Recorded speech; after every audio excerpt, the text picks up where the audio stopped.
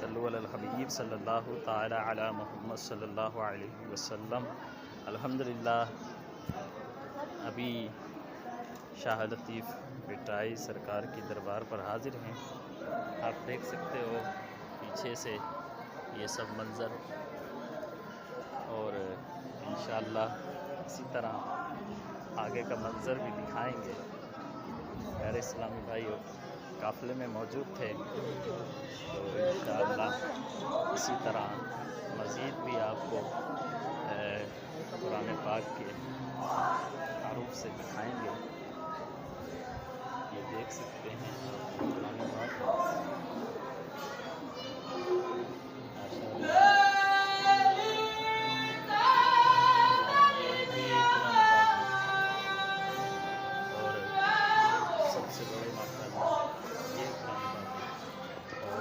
इस वक्त मौजूद है जहाँ पर के पूरा बजाया जाता है।